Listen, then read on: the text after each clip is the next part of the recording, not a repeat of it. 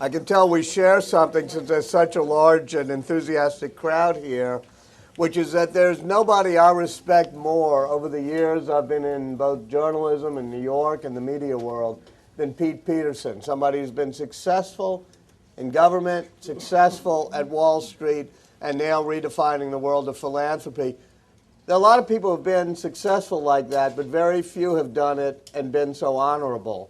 Pete has always been motivated by ethics, honor, and what's right. He's doing that now after an enormous success with the Blackstone Group, selling his interest in the Blackstone Group. And I'm going to begin there by asking Pete, and we'll open it up for questions afterwards, why is it that you decided at the spring chicken age of approximately 82, 83 to say, let me put my money in a foundation and do something new? Thank you. And by the way, thank you for being here. And I hope you recorded that.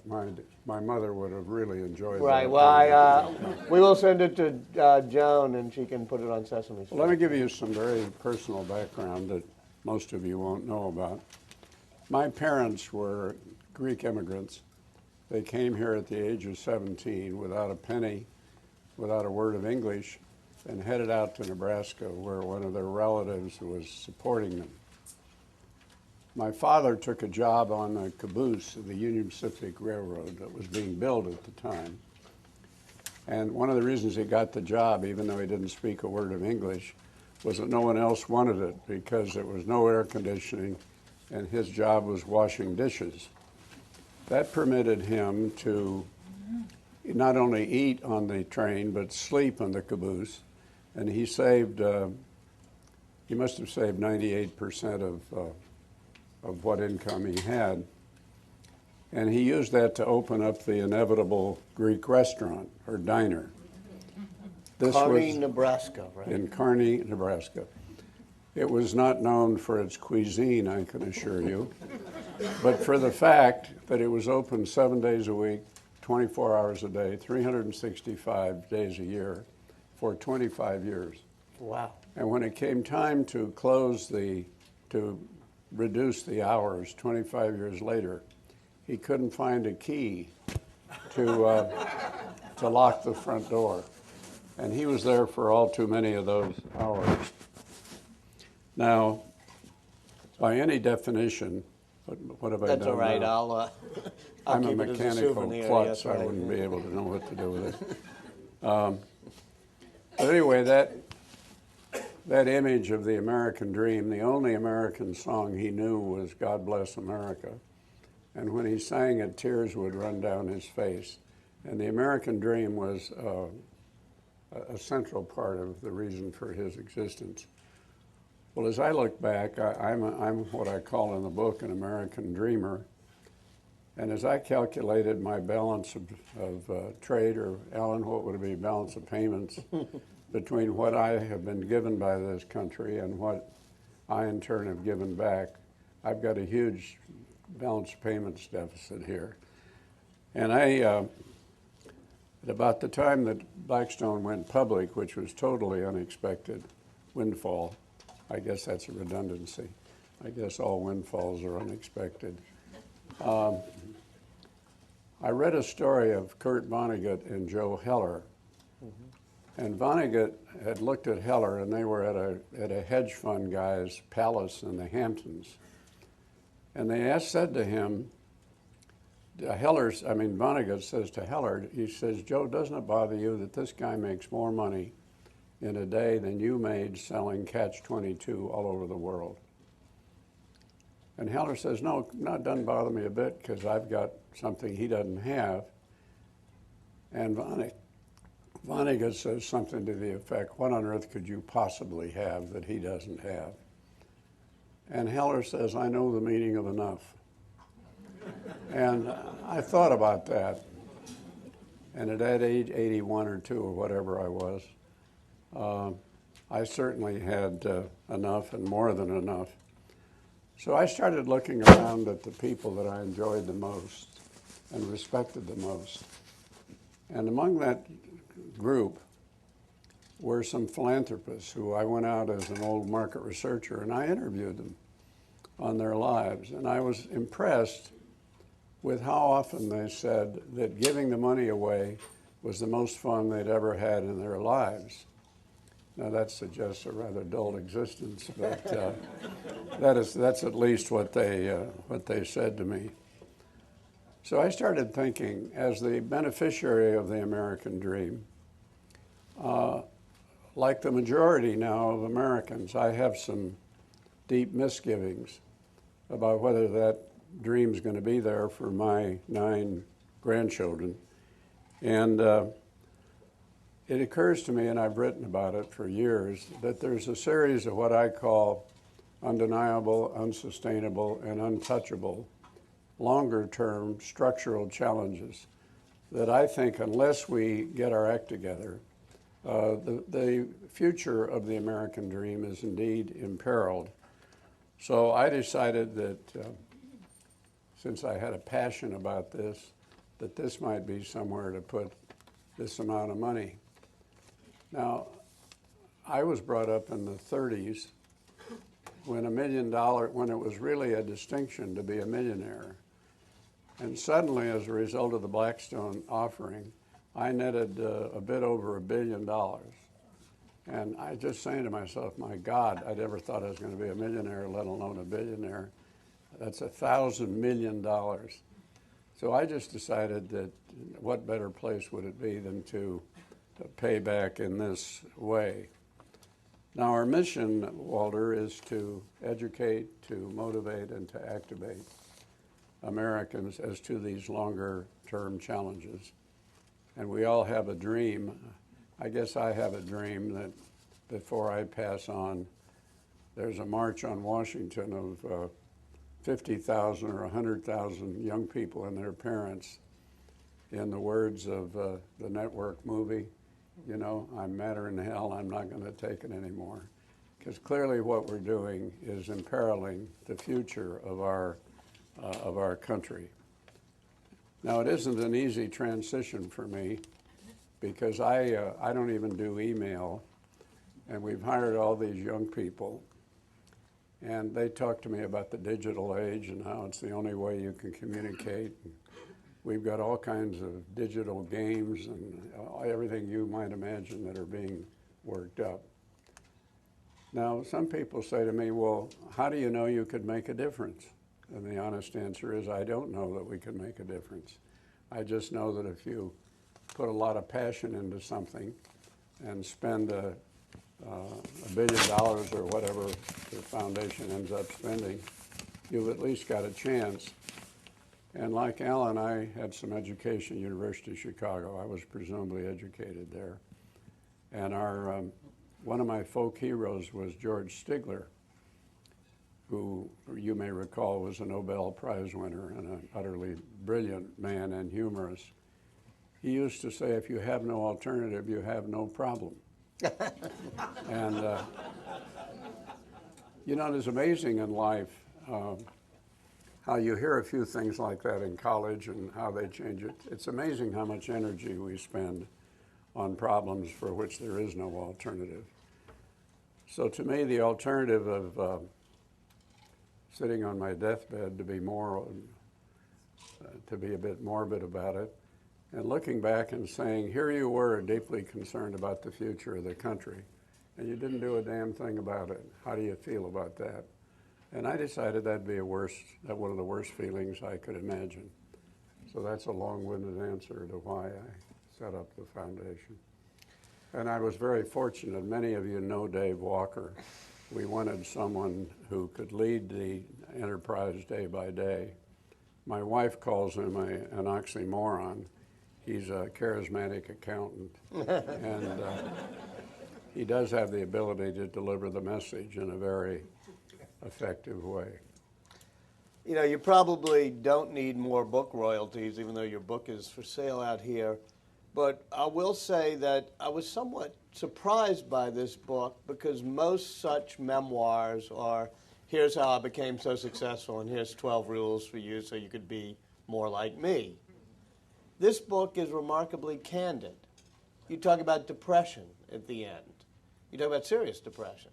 You talk about getting kicked out of MIT for cheating. Why did you write a sort of candid, almost a tell-all book? Incidentally, I appreciate your holding the book up. Good picture. Yeah. I desperately need the revenues. Yes, right. So, you know, if you're, just for a note of levity and all this serious talk, if you're a business person and you're pompous, pretentious, and presumptuous as one is to write a book, you have to be prepared for a lot of joking and roasting and so forth. And my favorite roaster, as Carla knows, is Ted Sorensen. Who in my last book, he said, it's a book that once you put it down, you will not be able to pick it up.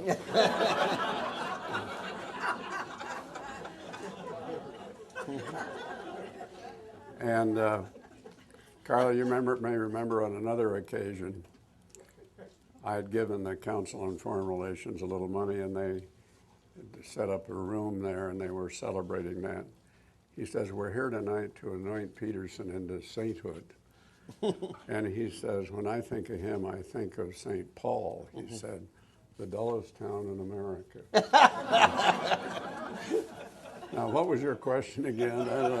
Well, you talk about depression at the end of the book. You're really revelatory. Is there a reason you decided? Well, you know, I've wondered about that. We talk a lot about anger management, and I wonder if we don't need a course in what you might call aging management. Because if you've been one of these, I guess it's not too much to say, one of these overachievers all your life, and you set about retiring, and at your peak of power and influence and involvement, the phone rang 20 times a day, you had 10 meetings a day, you had 2 lunches and a dinner and drinks and so forth. And suddenly the phone more or less stops and the faxes more or less stop. You had left Blackstone and left the Council on Foreign Relations. Left Blackstone, left the Council on Foreign Relations, where Carla and Bob Rubin are doing a better job than I did. But it takes 2 of them. It takes 2. I don't know how they tango, but that's something else. But it's since when you've been defined by a certain intense level of activity and involvement, and suddenly it changes, you kind of lose sense of who you are. And if it's accompanied, as it often is, by aging ailments of various kinds, I think it becomes a metaphor for going downhill and perhaps even dying, I don't know. But I think a course in aging management would be a very interesting exploration, because we're all going to age, and how we handle aging and how we conceptualize it in our heads, I think, is very important. Is philanthropy a part of age management? Yes, it is. It's something that is at the heart of my passion. It's something to do, and it certainly helps. The part of the book that, of course, is most intriguing to me in terms of the politics is the weirdness of Richard Nixon in this book. Whoa. Could I have Alan Greenspan join me? You want to join me up here? You got my proxy. Did you hear Alan? He said, you've got my proxy. You and Kissinger had an interesting relationship with each other, and then with him. But why did he? Interesting might be an understatement. Well, I'll let you. Why don't you tell some? Just explore it. You know, it's always danger delving into other people's unconscious when most of us are unaware of our own unconscious, let alone other people's unconscious. But if I were to describe Richard Nixon, there are several words that come to my mind. Paranoid tendencies, certainly, as evidenced by the enemies list and some of the breaking into psychiatrists' offices and several other unattractive traits. Another tendency that surprised me, I mean, he was, after all, the President of the United States, and all of the accoutrements that go with that. But he was a person at bottom with a rather low sense of self-esteem. And it exhibited itself most dramatically with me in his relationship with John Bowdoin Conley. Mm-hmm. And I have a feeling that John Bowdoin Conley kind of embodied what Richard Nixon was most insecure about with regard to himself. And that was that he was not at bottom well, he was at bottom kind of a misanthrope. And that sounds rather odd for a politician. But he didn't like very many people in the sense that you and I have warm friends. And he was quite insecure, I think, about who he was. And Ellen, you may remember when he walked around, I used to look at body language, and when he'd start sloping over like this, I said, something is brewing that's not terrible. That happens right after he wins one of the biggest landslides in American history, and you're called in to celebrate with him, and you look at his body language and... And I say, But for a moment first about John Bowdoin Conley.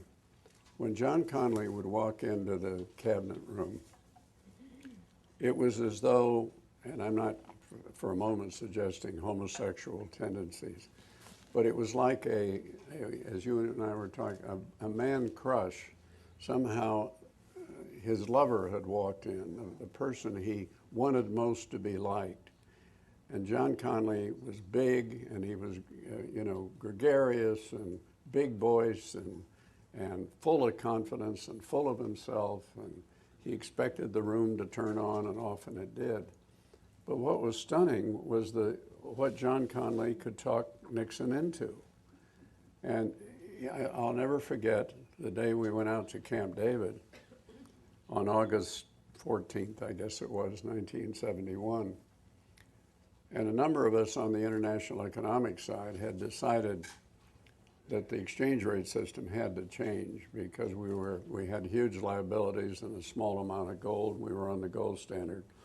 And that was a major, major policy breakthrough to get off of the gold standard. And that's what I was expecting to hear about. And finally, the president turns to John Bowdoin Conley and says to him, "John, why don't you tell the people what we're here for?" And 8 words later was wage and price controls. And the president had told me on a number of occasions his experience, wasn't he, Ellen, with the Office of Price Administration or something? He had some involvement with during the war. Price controls during World War II. And Pete, during that period. And, he used to move his jowls around. "Pete, there's one thing I will never do. This country is too complicated for wage and price controls, and it would be a disaster." Well, here he was, wage and price controls. And I don't think anybody in the world could have talked him into that but John Bowdoin Conley. The experience you're talking about was a stunning one. He had just won 400 and some electoral votes over George McGovern. It was the day after the election. And he called the cabinet into the cabinet room, and there were many people who'd had a central role in his becoming president in that room. And you would expect a note of celebration, maybe some champagne, maybe a gift, maybe something. And he walks in this kind of slumped way, and I say, And he starts out, and I'm not a historian, but he starts talking about Disraeli and how in his second term it's not going to go down. You can be assured of that. And it was a kind of a negative kind of tone. And it was as though he had won such a huge landslide that he had to start some new enemies of some sort because he obviously had a lot of supporters. And much to my surprise, he slumped out, and Bob Haldeman stands up and says, "Gentlemen, wait. He walks into the Oval Office, comes back out, and says, I want to be sure you understood what the president was saying. He wants all of you to turn in your resignations immediately." And, you know, the timing was so perfectly extraordinary. And sure enough, he fired about half of his cabinet. And it was as though he needed new enemies of some sort, and he turned on his own. Now, having said that, he was also an extremely bright person. And he was a bold person in many ways. He was willing to do things that were quite unexpected. But psychologically, he was one of the most interesting cases I had ever seen. You know, your mentioning of wage and price controls makes me think, if you had a president who was a Democrat now, who tried to do wage and price controls, institute affirmative action, create an environmental protection agency that got to regulate all emissions, it would be so liberal they would have called him socialist. He was quite a liberal president. And revenue sharing. Revenue sharing, yeah. Which was quite a breakthrough. Now, he surrounded himself, and I hope the current president is not in the same position. It's very interesting to me that presidents have a tendency when picking their top deputies to pick people they're most comfortable with that have fought the campaign with them. And they know a great deal about winning campaigns, but most of them don't know much about governing a nation. And he surrounded himself, you know, with Haldeman, Ehrlichman, Colson, who was my adorable favorite of that particular group. And I never knew what was going on in the Oval Office. But if I can use a rather unfelicitous phrase, Colson was kind of what you might call a scab puller. And the president was always waiting for this thing to boil over, this thing. And Colson would, you know, I'm sure say to him, that SOB is just doing this to you and doing that to you. And then they'd get each other very excited.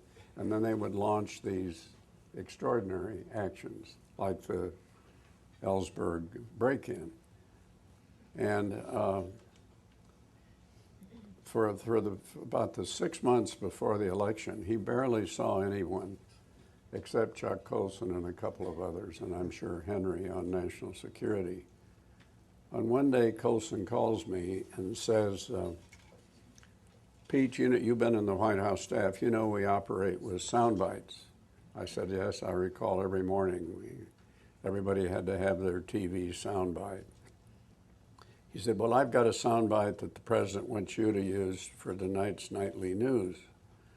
I said, "Well, Colson, tell me what it is." And he says, "Well, the soundbite is George Meany ought to know about dictatorships. He runs the biggest dictatorship in the world." I said, "Oh, that'll certainly get a certain level of attention in the country. But would you mind giving me even a shallow picture of the basis for such an outrageous statement?" "Well," he says, surely you know that George Meany, who was then head of all the major labor unions, called the president a dictator." Well, Jimmy Lynn, my deputy, was next to me, and I said, "You and I read the paper every day. Do you recall George Meany calling Richard Nixon a dictator?" And he says, "No, Pete, I've never heard such a thing." So I called Colson back, and I said, "Colson, we're having great trouble understanding what it is that you're talking about." Well, he said, "Just take my word for it." And I said, "Well, that's the last thing that I'd be inclined to do. Why don't you tell me the basis?" Well, I don't know how many of you had, what was it, logic in college, you know, or Proposition A, Proposition B, therefore Proposition C. Well, apparently George Meany had testified, and he had said something about wage and price controls by some head of a government in Latin America. And 10 pages later, he calls this guy a dictator. Therefore, he was a dictator because he had been for wage and price controls. So I called Colson back in my usual direct manner, said, Colson, didn't call him a dictator. I said, besides, do you know that I'm the chairman of the Productivity Commission as an appointee of the United States? And do you know that our major job is to try to work with labor unions? And can you imagine anything more destructive than the Secretary of Commerce thing? He says, do you understand that the Commander-in-Chief is ordering you to say this? And I said, no, all I understand is that you're ordering me to say this. Keep in mind, I had a huge advantage that most poor secretaries don't have. I spent a year in the White House, and I knew these guys, and I knew exactly how they operated. And there are many people who think that one of the reasons that I had a rather inelegant exit, which is a euphemism for being fired, was because of Chuck Colson, who I understand is leading a much more constructive life these days. Your foundation is focused on entitlements being out of control, among other Entitlements, things, the balance of payments, and all the basic savings, debt and that we're loading onto healthcare future costs, generations. And healthcare has been a more recent, strong focus.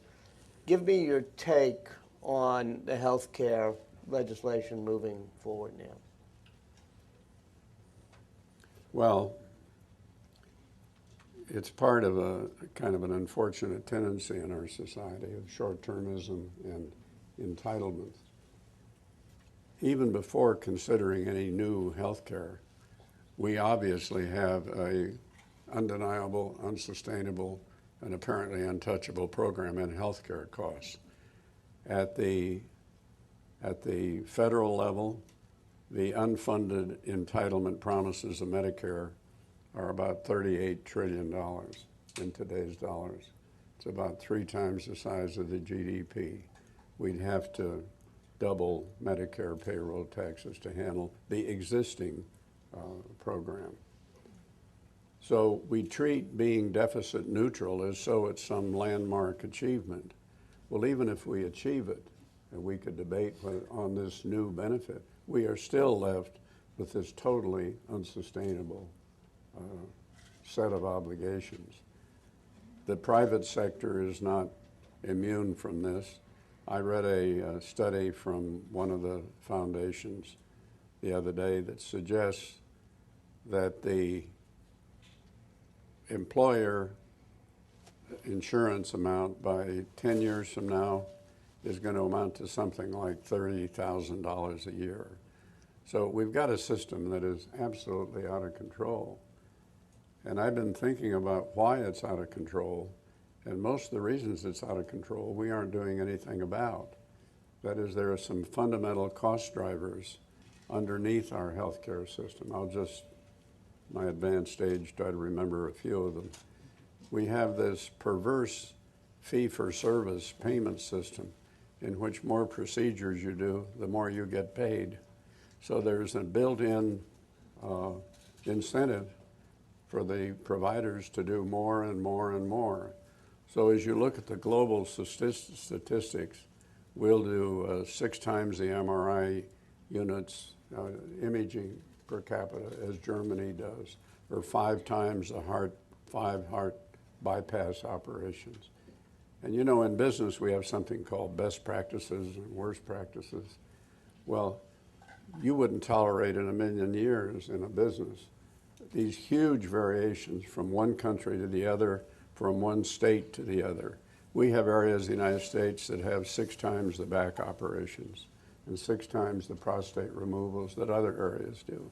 Now, you know, we got blue states and red states, but I don't think we have bad prostate states and, you know, bad back states and so forth.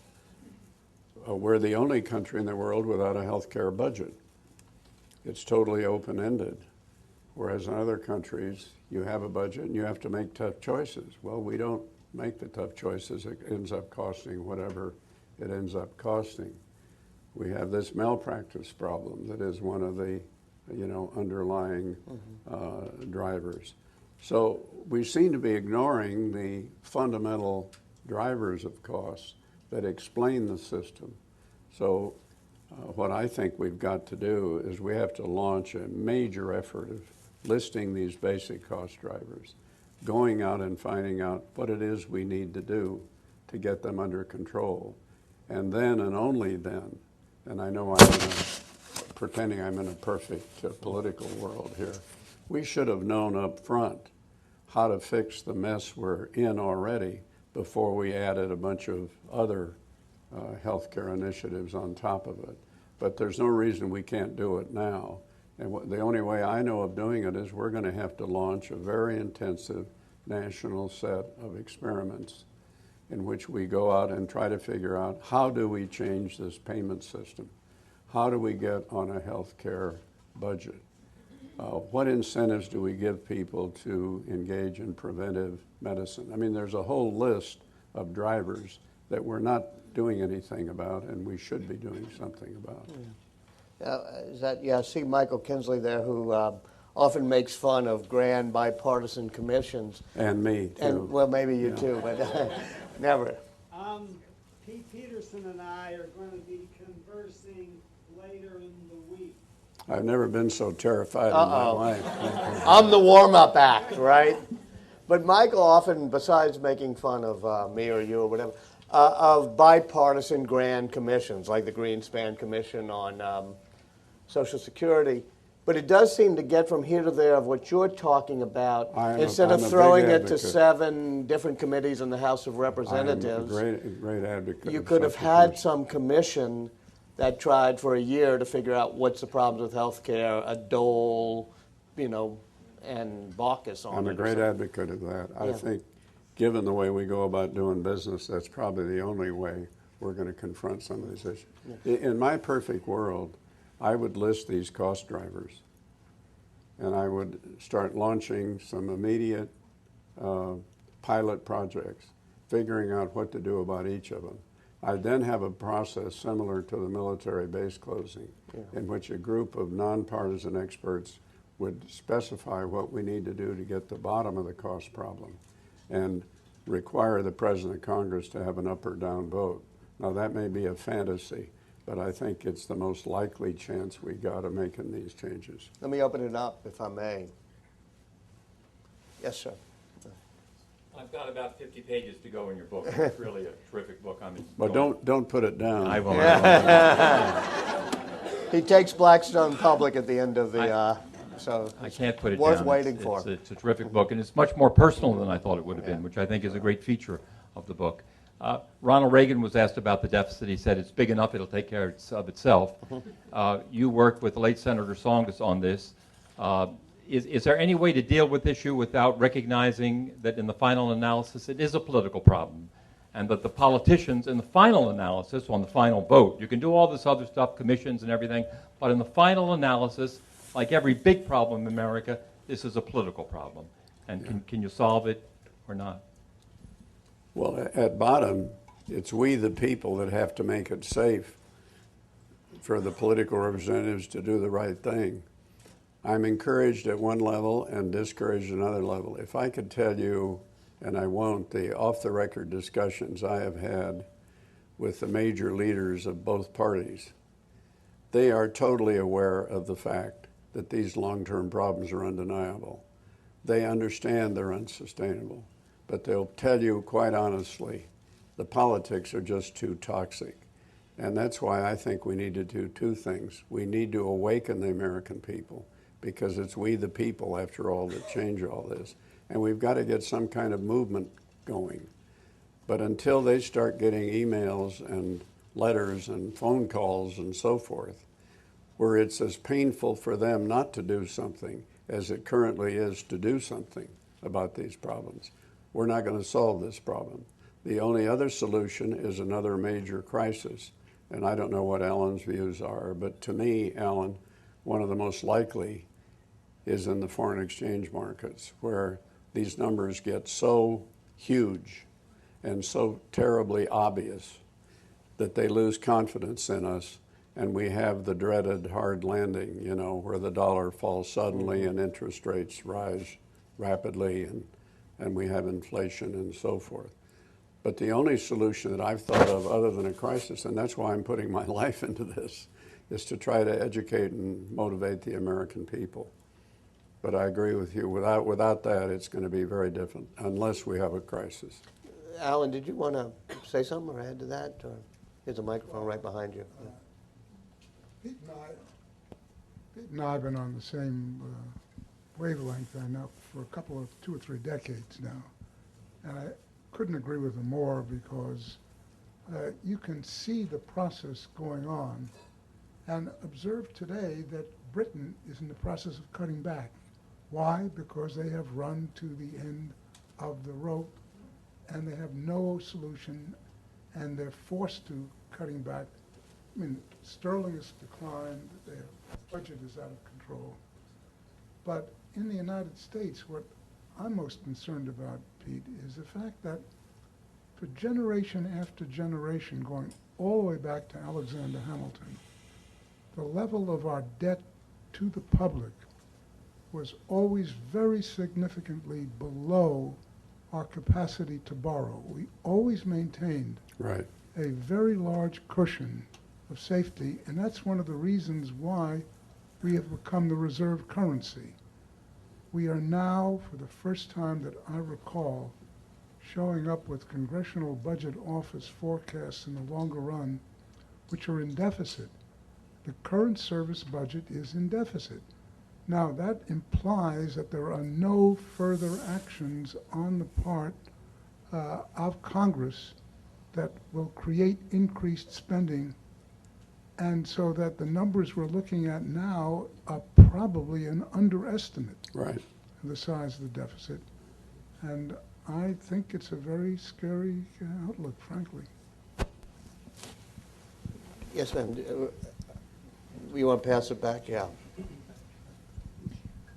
I happen to be Canadian, and I'm not talking necessarily about the single-payer system. What just occurs to me, I've watched it now, living here for about 18 years, how major reform in this country, given our governmental system, especially the legislative branch, it seems to me to be almost impossible unless you have a crisis that's close to disastrous. Yes. As opposed to a parliamentary system That's in right. this instance.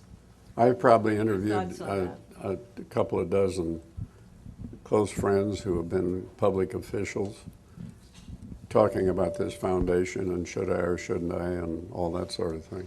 I would say the majority of them believe it'll take a crisis for us to either appoint such a commission or do something really profound.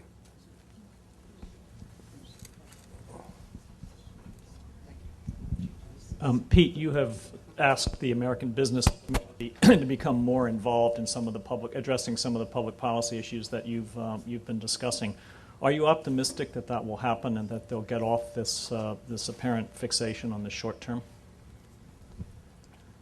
For you to be asking me that question is kind of ridiculous. Well, I wanted to give you an opportunity to keep No, Tom to share Friedman, with others.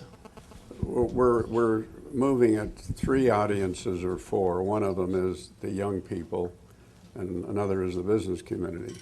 I think you and I would agree that Tom Friedman was right. He called us missing in action. And the business community in times past has played an absolutely decisive role in moving the political center of this country. I take you back to the post-World War II era when most Americans wanted to come home and this dreadful war was over. Mm-hmm. And a group of businessmen understood that was not in our enlightened long-term interest. And you may recall they launched the Marshall Plan.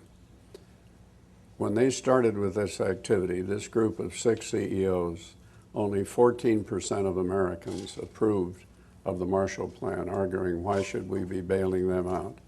And they went out vigorously and made the case that it was in our enlightened interest that the rest of the world return. And it made a big difference. And one speech from me is one too many. I'd be happy to have you make it. But there are several reasons I think the business community is not involved. One of them, Chuck, may be the pragmatic fact that the term of the CEO these days is 4 years, down very substantially from what it used to be. There is a lot of focus on the short and medium term, not the longer term. The competition is much more intense and much more global, and most CEOs are intensely preoccupied with traveling around the world. And I suppose the idea of becoming a crusader, you know, in the context of where you're worried about keeping your job may be unrealistic. But we've somehow got to animate the business community because I think they largely are absent from this critical debate, which ironically enough would have a huge effect on business if we permit these things to continue. A small plug, which is that the Aspen Institute's Business and Society program has done a sort of manifesto about short-termism, and Pete is one of the signatories of it, which we appreciate. So, which thank you. Chuck, did you want to add anything there? Or, all right. Yes, Bob, is that, yeah. Pete, Bob Kaiser, greetings. I want to provoke you a little bit. It seems to me we're a little too polite in these discussions. Just 8 years ago, we had a really good chance to move toward a black budget, to get it going to the black. And everybody involved, including some people in this room, rushed to go in the other direction. There's just kind of a death wish at work here. I wonder if it's possible that we're just so decadent now that we're on the downward slide and we're not going to recover, that this just isn't going to work. Mm-hmm. Well, I'm not a historian, but I would like as a historian to kind of look at what's going on in this country at the present time. We used to be the biggest, one of the biggest savers in the world. We went through a period of 8 years where we had almost zero savings. We come from a tradition where after the Second World War, the greatest generation confronted issues more serious, I would say, than the current ones. The public debt, I believe, was 120% of the GDP. And what did they do? They decided that it was in America's long-term interest to pay down the debt, which they did. 20-some, 30 years later, it was down to 22 or 3% of the GDP. They launched a big infrastructure program of highways. They launched the Marshall Plan. They launched the UN. They launched all kinds of international initiatives, and they paid for them. So I've been fascinated to try to understand, Bob, what happened to the culture, to the ethic of this society, moving from one that took responsibility for the future, recognized the future, and then did something about it, to the current view that we can somehow have it all, and I want it now, and I don't want to pay for it. And that's a very fundamental change in the ethic and the culture of this country. And I'm not smart enough to tell you what it's going to take to turn it around. But if we're going to avoid a crisis, we're going to have to turn that mentality around. Did you? Yes. And, okay, I'll get you, Connie. Yeah. Excuse me, I'm sure you gentlemen can correct me if I have my statistics wrong, but over 50% of the American people are in favor of, or excuse me, are not in favor of Obama's health care plan, which is also representative of some other reckless spending that he's done, unfortunately. And I'd just like to know, as somebody who has been involved as one of the people protesting this kind of reckless spending and in hopes of having more fiscal conservatism in this country again, with no animus, but just a great love of our country, who has tried to be in touch with senators and congressmen and can barely get 2 minutes with as much as an aide. I've written, called, done the emails, along with many millions of other Americans. We're at disparate groups around the country, But do you have any suggestions for anything more we can do? What more can we do when our representatives who work for us are not really responding? Thank you so much. Well, as I say, ultimately there's going to have to be a movement of some sort. And the movement is going to have to learn how to express itself in terms that politicians understand. And at the moment, we don't have such a movement. And I think that's what's critical. The American Association of Retired Persons doesn't have any trouble getting appointments, I'm sure. Why? Because they have 39 million or 49 million, I've forgotten, members, many of whom are terribly active in writing letters. I recall 10, 15 years ago when I was deeply interested in the subject, and I went in to see this Congressman, Kent Hance was his name. And I had chaired a commission for President Ford on compensation in the government. And I got fascinated with the pension system that had not been talked about very much, and in particular the indexing of the pension system. So I went in to see the Congressman Hance, who was the head of a committee that was involved with this issue. And I said, Congressman, there are no other pension plans in the world like the ones we have in the federal government, and there's an element of fairness here with regard to what we're doing. Why can't you have a reduced index? And all of a sudden he pushes the button, asks the assistant to come in, and says, Jane, or whatever her name was, could you bring in all the letters I've received on the subject of reducing the indexing of inflation on the government pension programs? She looks at him and says, we never get any letters like that. Says, why don't you bring in the letters on the opposite side? This person says, you mean all of them? And she says, no. And she literally walks in with a handful of letters that they had received in the last couple of weeks. And ultimately, something of that sort has to develop. Connie? Yeah. Hello, Mr. Peterson. My name is Connie. And you have a Greek background, you should tell Pete. I do share a cultural heritage with your ethnic background. So forgive me if I shift a little bit to a non-Washington question. Obviously, when I have not finished your book completely, but I found your Greek section moving and funny, and I can understand a lot of the things that you went through. I noticed a theme in your biography, and I noticed that you sort of taken a Socratic approach to life. You focus more on questions than answers, and I think you reached a lot of your achievements by honing in or asking the right questions. So is that sort of a deliberate philosophy that you adopted at a young age? And also, I found that you a profound student of human nature. You did nothing until you really studied the people that you worked with and approached. He comes from working in a diner. Yeah. You should see Pete at the Four Seasons now. He sort of clears people's plates off and still. I do it better than most of the waiters, incidentally, in case you're wondering. I do a certain amount of reading, and I was very moved once by a German philosopher named Bonhoeffer, who wrote that the ultimate test of a moral society is the kind of world it leaves to its children. And that has had quite an influence on my life. If we could just envision our children for the moment, and our grandchildren, and what we're leaving to them, and what kind of hell there is to pay for that, I think that ought to be one of the great motivating forces. And if somebody has an idea of how you could engage the moral energy of this country, I think that would be central to the solution. Arno? Yeah. Yeah. Correlation between the end of the Cold War and the steady deterioration of the way we practice democratic capitalism.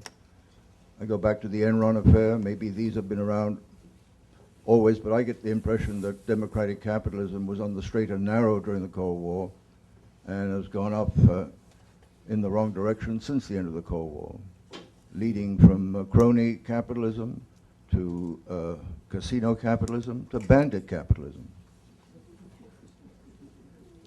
Well, I'm neither an economist or a historian, so I'm going to probably duck that question, except to indicate that I don't know whether the change was post-World War II, post-Cold War, or whether it had something to do with the sense of disillusionment at the time of the Vietnam War, where we developed this sense of anger that, you know, I'm entitled and I'm not getting it, and this is a very unjust system, and so forth.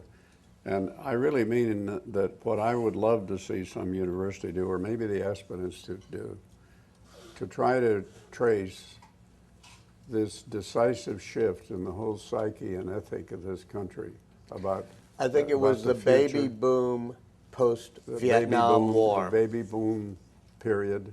Yeah, after the sense disillusionment of of the Vietnam. sense of entitlement, the sense of to hell with the future, and it's a problem to me that involves psychology, it involves sociology, it involves history, it involves politics. But I would love to have somebody try to understand when the basic ethic and society of this country changed.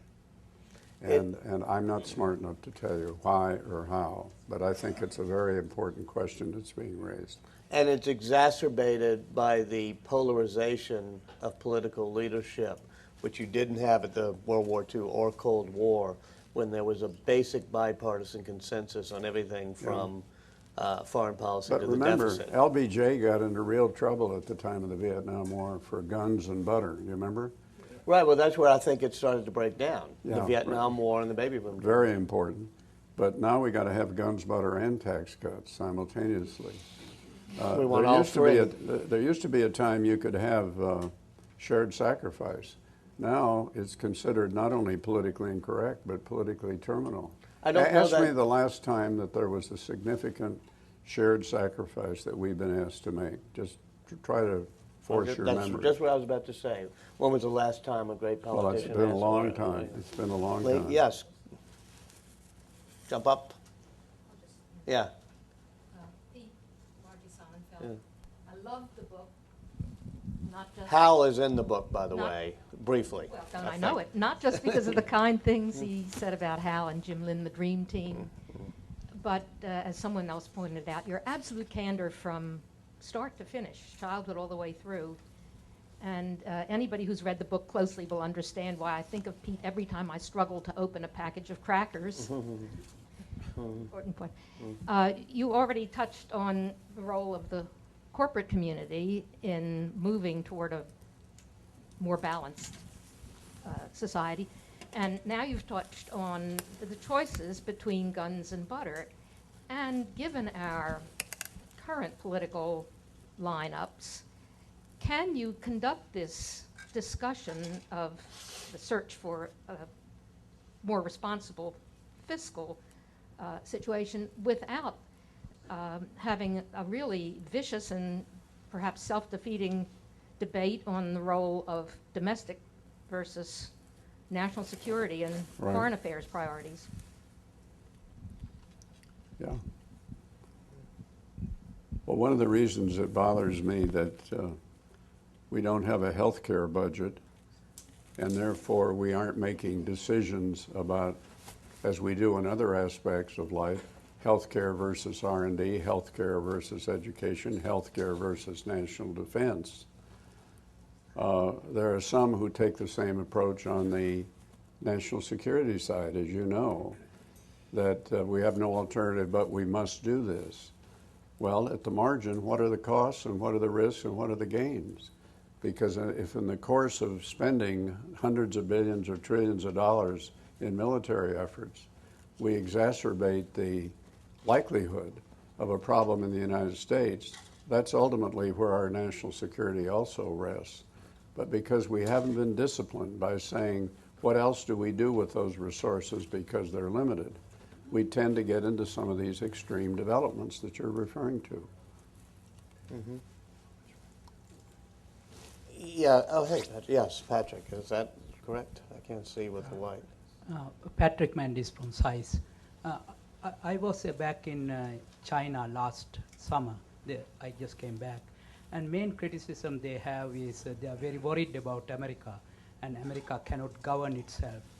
What I found is that the 60th anniversary is coming up just a few days from now. They are talking about intra-party democracy, which is essentially the vertical democracy, as opposed to our system of governance is a horizontal democracy. You think we cannot get things done in our system because of the system failure somewhere, or that's why China is so advanced in getting things done? They don't really care about that individual freedom that we cherish. You have any opinion about that? Why don't you answer that, Paul? And I will actually, let me refine it for because it's a good question, which is compare China's system with India's, where China has a more controlled, let us say, democracy or command structure, but bursting out economically, as Patrick was saying, versus India, which is a full-fledged, full-throated democracy. If you were investing now, what do you see as the future? Well, I don't give advice for nothing. What are you offering me for this Bottle of water. investment? Yeah. How do you put a price on freedom in the final analysis? Are you bullish on China? I know Blackstone. Yes, we are. We are bullish on China because they've shown the capacity to make some very big and very tough decisions. And so their political system is better in some ways. Well, I've had a senior Chinese official call on me recently and wanted to have an off-the-record discussion. It turns out he was very concerned about America's fiscal situation.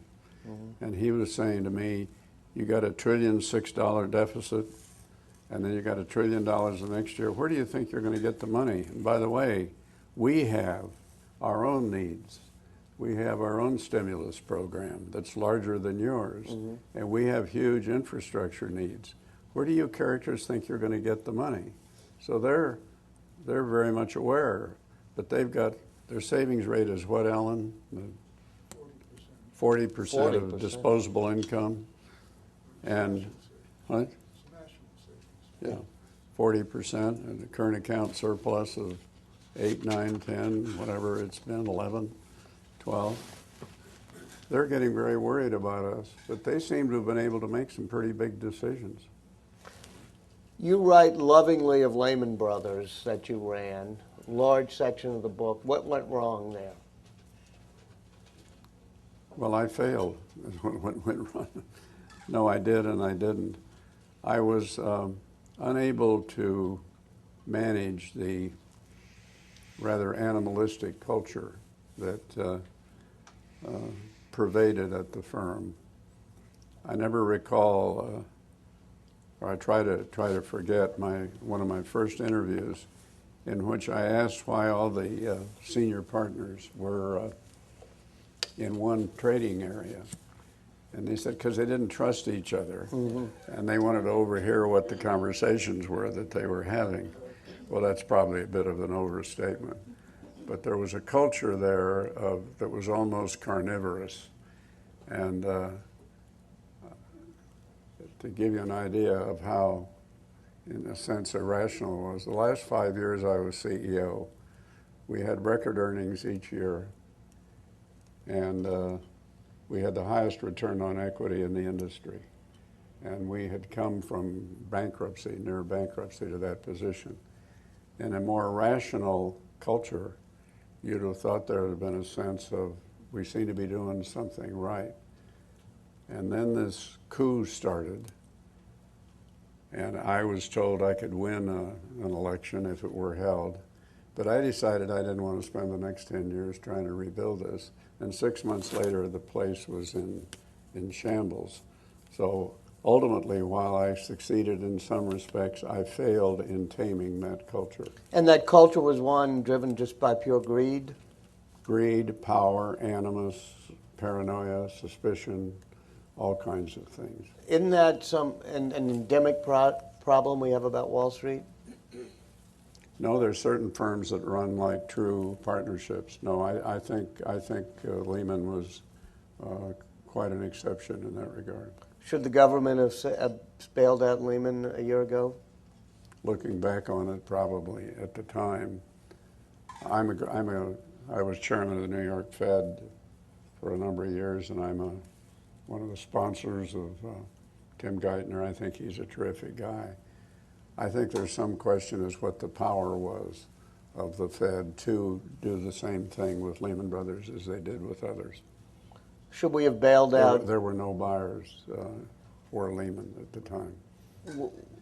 The way the financial crisis was handled a year ago, is that, in retrospect, would you have done anything differently? Well, that's good. Ellen, you want to answer that question or not? No, he doesn't. Did you have a question? No, I think they've done very well by and large. This is so unprecedented what they were dealing with. They had to be very careful. Well, do we need to change either the culture of Wall Street or the regulations on Wall Street? Well, I think there's a strong case to be made for particularly the public companies to review their compensation practices. We had a situation on Wall Street in which, oddly enough, it was possible for people to have trading losses that subsequently emerged that were huge. But in the short term, because we didn't know how to value some of these securities, it looked like there were profits. Now, what I think would be very important is to have a compensation system made up of several characteristics. Number one, focus on the long term. Have an identity of interest between the owners and the management. Number two, set up performance metrics and pay according to performance. Three, get paid more in stock and insist that it be held over substantial periods of time. Four, set money aside if it turns out that there were not really profits but losses when they finally realized on some of these clawback provisions. In other words, there's a half a dozen things that I think should be done to compensation. And that should be done by the government or done by shareholders or done by the management of firms? Well, when the government has huge amounts of money invested in these enterprises, I think it's inevitable the government's going to be involved in that. My enthusiasm is somewhat restrained for the government getting involved deeply in compensation matters. I remind you of the following history. In 1993, was it? Chuck, I'm trying to remember. I think it was 93, when they passed the compensation legislation that limited cash compensation to $1 million. It was about 1993. Well, what happened? They shifted to stock options, where stock options went from 8% of the equity to 16% in a period of a year or two. They did not expense the stock options, and yet they could get a tax deduction for the stock options. And what happened, particularly in a strong market, CEO compensation rose 10 times faster than the individual, which was precisely the opposite. One of my favorite words in life is iatrogenic. You recall from the Greek, genic, caused by the iatro, the doctor. There are diseases caused by the treatment. And I'd be terribly concerned that if the government gets too micro on compensation, there will be some iatrogenic unintended effects that I can't specify in advance. But this is what you're supposed to have boards of directors about. Mm-hmm. I was just going to ask with your efforts to educate the public. Oh, Margaret, I'm sorry. Secretary Spellings, I didn't even, with the, I didn't know you were, I was just. well, the light is behind you. Oh, yes, it's me. I was just wondering what would give you hope or reason for optimism as you invest a lot of money in educating our fellow citizens, and in particular, what messages do you think will resonate with young people? If I knew the correct answer to that question, I'd be... What about teaching financial literacy in our schools, which we as are- Secretary of Education, you speak push pitch for? over the phone. Yeah. We're doing a lot with, the Colin Powell and his wife's program. Got a major program now on financial literacy among high school kids, which I think is extremely important.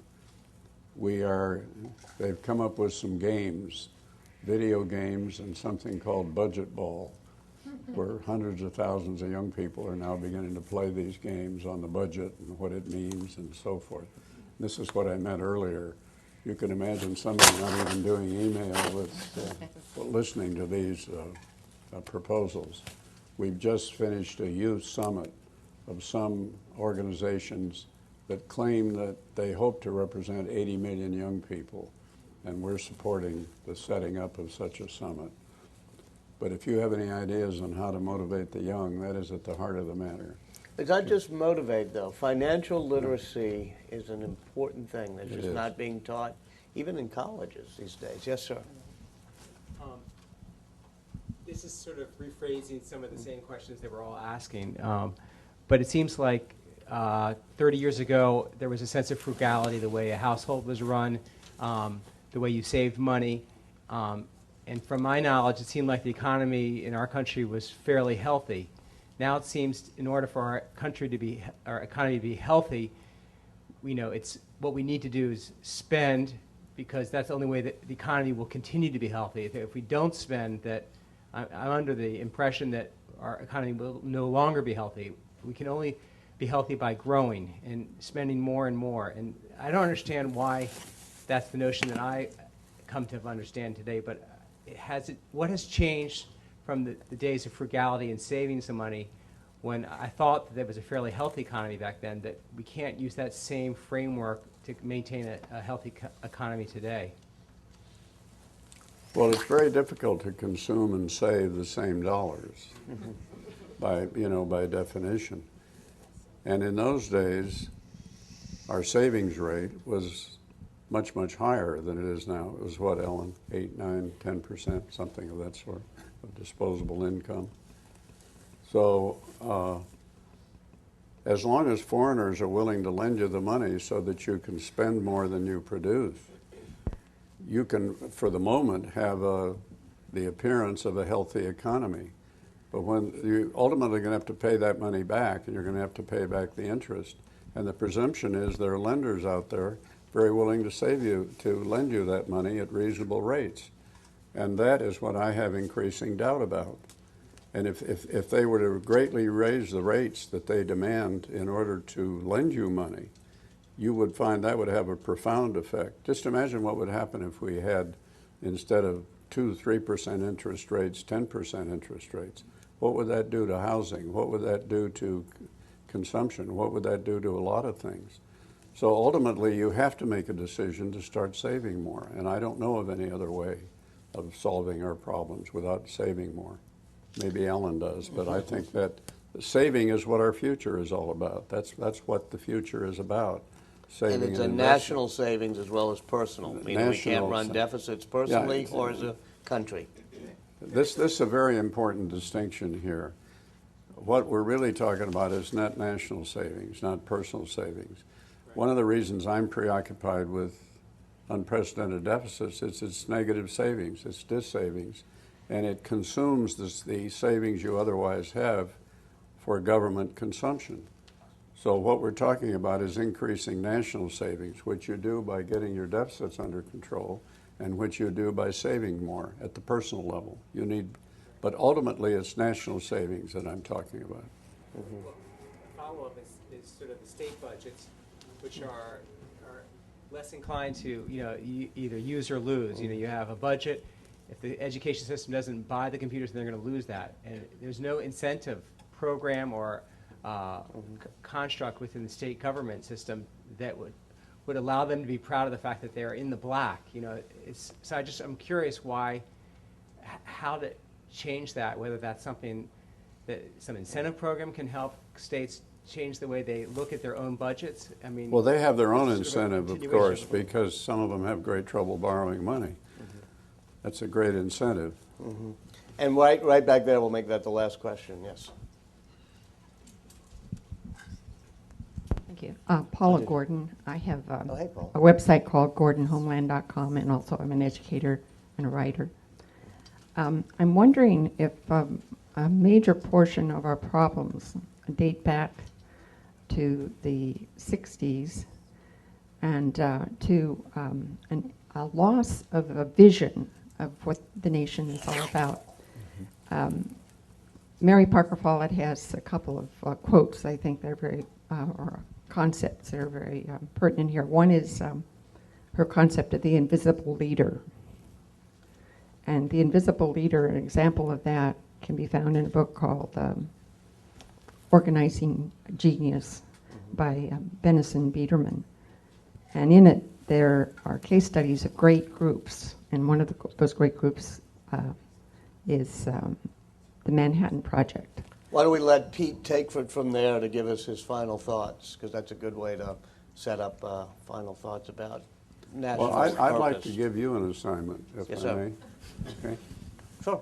We've talked a lot about the profound change in this country, from a country that focused on its future, took responsibility for it, saved for it, if that's what it required, and didn't live this fantasy world that you can have it all, you can have it now, you don't have to pay for it, somebody else will lend you the money. There are really two questions here. What caused this profound change in the American culture?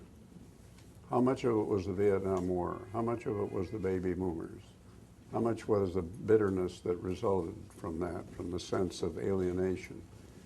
And if you're going to answer those questions, you're going to have to, I think, get in disciplines from a variety of fields here. Because this is not just a problem of history. It isn't just a problem of politics. It isn't just a problem of social psychology. It's a combination of those things.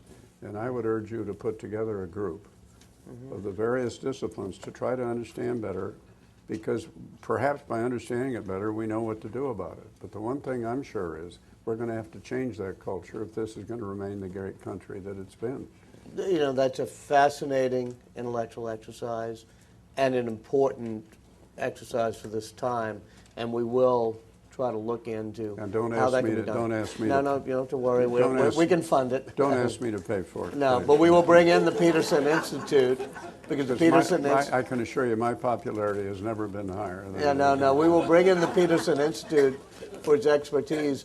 I would say that one place you would start to understand the previous generation's sense of purpose is by understanding a kid from Kearney, Nebraska, and how he waited on tables, and how the diner that his father ran was so successful, how he got himself, with a few ups and downs, through college and through business. I don't think that you desperately need the royalties from this book, but I do think that you would put them to good use. So I will urge people to get the book, have Pete sign it, and continue the discussion. Thank you, Pete, and thank you, Alma Gildenhorn, for sponsoring these. Alma, thank you, too, for being a sponsor. And here, Jeff, thank you. Grab that microphone for you, Mr. Peterson. Thank you very much.